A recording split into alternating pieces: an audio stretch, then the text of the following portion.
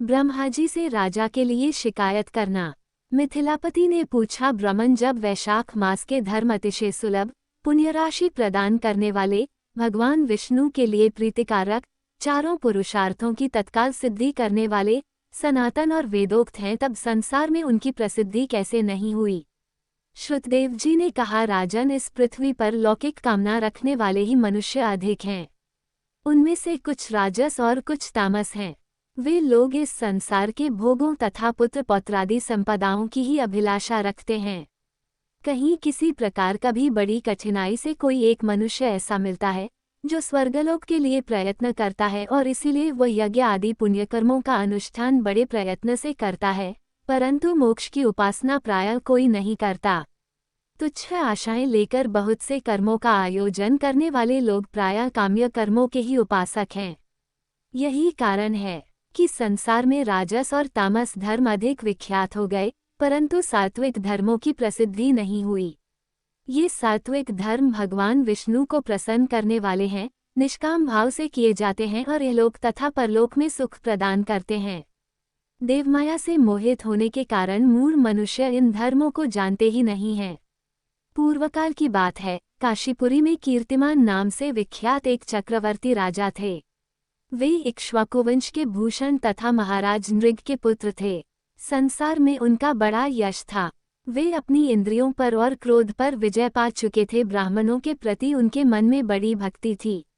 राजाओं में उनका स्थान बहुत ऊंचा था। एक दिन वे मृगया में आसक्त होकर महर्षि वशिष्ठ के आश्रम पर आए। वैशाख की चिलचिलाती हुई धूप में यात्रा करते हुए राजा ने मार्ग में देखा, महात्मा वशिष्ठ के शिष्य जगह जगह अनेक प्रकार के कार्यों में विशेष तत्परता के साथ संलग्न थे।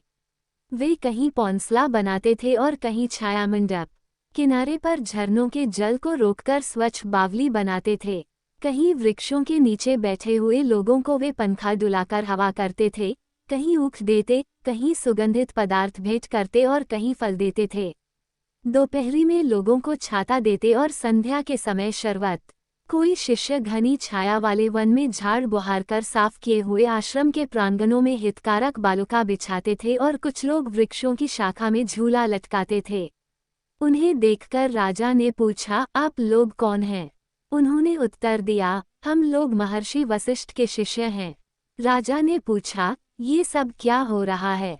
वे बोले, ये वैशाख मास में कर्तव्य रूप से बताए गए धर्म हैं, जो धर्म, अर्थ, काम, मोक्ष चारों पुरुषार्थों के साधक हैं। हम लोग गुरुदेव वशिष्ठ की आज्ञा से इन धर्मों का पालन करते हैं। राजा ने पुनः पूछा, इनके अनुष्ठान से मनुष्यों को कौन सा फल मिलता है? किस देवता की प्रसन्नता होती है? उन्होंने उत्तर दिया, हमें इस समय ये बताने के लिए अवकाश नहीं है। आप गुरुजी से ही यथोचित प्रश्न कीजिए। वे महायशस्वी महर्षि इन धर्मों को यथार्थ रूप से जानते हैं। शिष्यों से ऐसा उत्तर पाकर राजा शीघ्र ही महर्षि वशिष्ठ के पवित्र आश्रम पर, जो विद्या और योग शक्ति से संपन्न था, गए। राजा को आते देख महर्षि वशिष्ठ मन ही मन बड़े प्रसन्न हुए। उन्होंने सेवकों सहित महात्मा राजा का विधिपूर्वक आतिथ्य सत्कार किया। जब वे आराम से बैठ गए, तब गुरु वशिष्ठ से प्रसन्नता पूर्वक बोले, भगवन, मैंने मार्ग में आपके शिष्यों द्वारा परम आश्चर्यमय शुभ कर्मों का अनुष्ठान होते देखा है, किंतु उसके संबंध में जब प्रश्न किया, तब उन्होंने दूसरी कोई बात न बताकर आपके पास जाने की आज्ञा दी। उनकी आज्ञा के अनुसार मैं इस समय आपके समीप आया हूँ। मेरे मन में उन धर्मों को सुनने की बड़ी इच्छा है, अतः आप मुझसे उनका वर्णन करें। तब महायशस्वी वशिष्ठ जी ने प्रसन्नतापूर्वक कहा, राजन, तुम्हारी बुद्धि को उत्तम शिक्षा मिली है, अतः उसने यह उत्तम निश्चय किया है। भगवान विष्णु की कथा के श्रवण और भगवत धर्मों के अनुष्ठान में जो तुम्हारी बुद्धि की आत्यंतिक प्रवृत्ति हुई है, ये तुम्हारे किसी पुण्य का ही फल है। जिसने वैशाख मास में बताए हुए महाधर्मों के द्वारा भगवान श्रीहरि की आराधना की है, उसके उन धर्मों से भगवान बहुत संतुष्ट होते और उसे मनोवांछित वस्तु प्रदान करते हैं। संपूर्ण जगत के स्वामी भगवान लक्ष्मीपति समस्त पापराशि का विनाश करने वाले हैं। वे सूक्ष्म धर्मों से प्रसन्न होते हैं, केवल परिश्रम और धन से नहीं। भगवान विष्णु भक्ति से पूजित होने पर अभीष्ट वस्तु प्रदान करते हैं, इसलिए सदा भगवान विष्णु की भक्ति करनी चाहिए। जगदीश्वर श्रीहरि जल से भी पूजा करने पर अशेष क्लेश का नाश करते और शीघ्र प्रसन्न होते हैं। वैशाख मास में बताए हुए ये धर्म थोड़े से परिश्रम द्वारा साध्य होने पर भी भगवान विष्णु के लिए प्रीतिकारक एवं शुभ होने के कारण अधिक व्यय से सिद्ध होने वाले बड़े बड़े यज्ञादि कर्मों का भी तिरस्कार करने वाले हैं। अतः भरे पल तुम भी वैशाख मास में बताए हुए धर्मों का पालन करो और तुम्हारे राज्य में निवास करने वाले अन्य सब लोगों से भी उन कल्याणकारी धर्मों का पालन कराओ।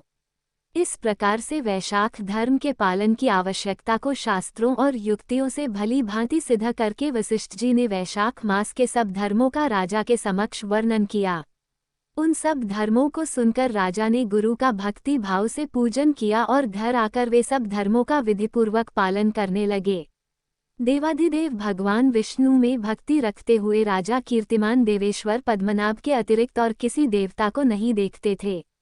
उन्होंने हाथी की पीठ पर नगाड़ा रखकर सिपाहियों से अपने राज्य भर में डंके की चोट ये घोषणा करा दी कि मेरे राज्य में जो 8 वर्ष से अधिक की आयु वाला मनुष्य है, उसकी आयु जब तक 80 वर्ष की न हो जाए तब तक मेष राशि में सूर्य के स्थित होने पर यदि वह प्रातःकाल स्नान नहीं करेगा तो मेरे द्वारा दंडनीय, वध्य तथा राज्य से निकाल देने योग्य समझा जाएगा। यह मेरा निश्चित आदेश है। पिता, पुत्र अथवा सुहृद जो कोई भी वैशाख धर्म का पालन नहीं करेगा वह चोर की भांति दंड का पात्र समझा जाएगा।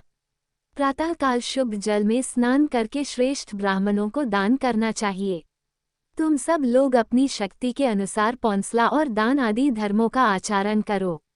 राजा कीर्तिमान ने प्रत्येक ग्राम में धर्म का उपदेश करने वाले एक एक ब्राह्मण को बसाया।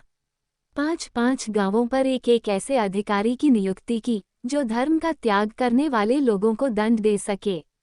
उस अधिकारी की सेवा में 10-10 घुड़सवार रहते थे। इस प्रकार चक्रवर्ती नरेश के शासन से सर्वत्र और सब देशों में ये धर्म का पौधा प्रारंभ हुआ और आगे चलकर खूब बड़े हुए वृक्ष के रूप में परिणत हो गया। उस राजा के राज्य में जो लोग मर जाते थे वे भगवान विष्णु के धाम में जाते थे। वहाँ के मनुष्यों को विष्णु लोक की प्राप्ति निश्चित थी। एक बार भी वैशाख स्नान कर लेने से मनुष्य यमराज के पास नहीं जाता। अपने धर्मानुकूल कर्म में स्थित हुए सब लोगों के विष्णुलोक में चले जाने से यमपुरी के सब नरक खाली हो गए। वहाँ एक भी पापी प्राणी नहीं रह गया। वैशाख मास के प्रभाव से यमपुरी के मार्ग की यात्रा ही बंद हो गई। सब मनुष्य दिव्य आकृति धारण करके भगवान के धाम में जाने लगे। देवताओं के जो लोक हैं वे सब भी शून्य हो गए। स्वर्ग और नरक दोनों के शून्य हो जाने पर एक दिन नारद जी ने धर्मराज के पास जाकर कहा, धर्मराज, आपके इस नरक में पहले जैसा कोलाहल नहीं सुनाई पड़ता, पहले की भांति पाप कर्मों का लेखा भी नहीं लिखा जा रहा है। चित्रगुप्त जी तो ऐसे मौन भाव से बैठे हुए हैं जैसे कोई मुनि हो। महाराज, इसका कारण तो बताइए। महात्मा नारद के ऐसा कहने पर राजा यम ने कुछ दीनता के स्वर में कहा, नारद, इस समय पृथ्वी पर जो ये राजा राज्य करता है वो पुराण पुरुषोत्तम भगवान विष्णु का बड़ा भक्त है। उसके भय से कोई भी मनुष्य कभी वैशाख मास का उल्लंघन नहीं करता। उस पुण्य कर्म के प्रभाव से सभी भगवान विष्णु के परम धाम में चले जाते हैं। मुनिश्रेष्ठ, उस राजा ने इस समय मेरे लोक का मार्ग लुप्त सा कर रखा है। स्वर्ग और नरक दोनों को शून्य बना दिया है। अतः ब्रह्माजी के समीप जाकर यह सब समाचार उनसे निवेदन करके तभी मैं स्वस्थ होऊंगा। ऐसा निश्चय करके यमराज ब्रह्माजी के लोक में गए और वहां बैठे हुए उन ब्रह्माजी का दर्शन किया जिनका आश्रय ध्रुव है, जो इस जगत के बीज तथा सब लोकों के पितामह हैं और समस्त लोकपाल, दिपाल तथा देवता जिनकी उपासना करते हैं। ब्रह्माजी ने यमराज को देखा और यमराज ब्रह्माजी के आगे पृथ्वी पर गिर पड़े। फिर यमराज ने कहा, कमलासन, काम में लगाया हुआ जो पुरुष स्वामी की आज्ञा का ठीक ठीक पालन नहीं करता और उसका धन लेकर भोगता है वह काठ का कीड़ा होता है। जो बुद्धिमान मनुष्य लोभवश स्वामी के धन का उपभोग करता है वह 300 कल्पों तक तिर्यक योनिरूप नरक में जाता है। जो कार्य में नियुक्त हुआ पुरुष कार्य करने में समर्थ होकर भी अपने घर में ही बैठा रहता है वह बिलाव होता है। देव, मैं आपकी आज्ञा से धर्मपूर्वक प्रजा का शासन करता आ रहा हूँ।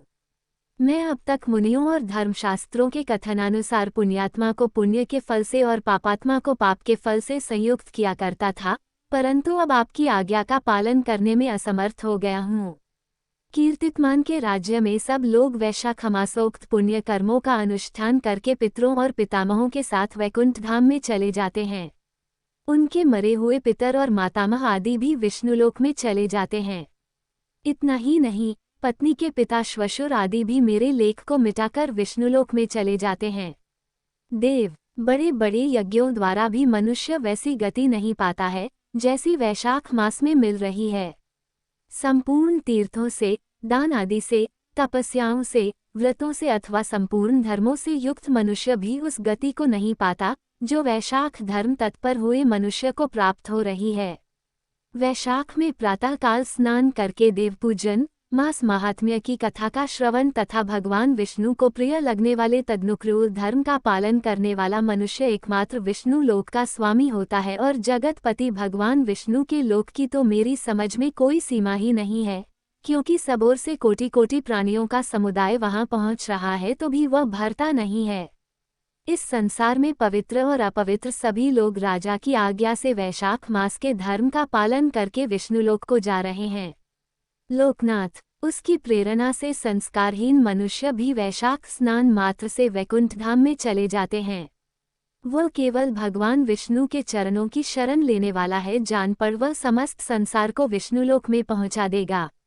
जो पुत्र धर्म, अर्थ, काम और मोक्ष के प्रतिक्रूर चलता हो, वह पृथ्वी पर माता के पेट से पैदा हुआ रोग है। वह अधम पुरुष अपनी माता का घात करने वाला कहा जाता है, किंतु राजा कीर्तिमान की माता और उसकी पत्नी का पुण्य संसार में विख्यात है। उसकी माता एकमात्र वीरजनी है और वह राजा निश्चय ही संसार में बहुत बड़ा वीर है। जिस प्रकार कीर्तिमान मेरी लिपि को मिटाने में उद्यत हुआ है, ऐसा उद्योग पुराणों में और किसी का नहीं सुना गया है। भगवान विष्णु की भक्ति में तत्पर हुए राजा कीर्तिमान के सिवा दूसरे ऐसे किसी को मैं नहीं जानता जो डंका बजाकर घोषणा करते हुए लोगों को ऐसी प्रेरणा देता हो और मेरे लोक के मार्ग को विलुप्त करने की चेष्टा करता रहा हो।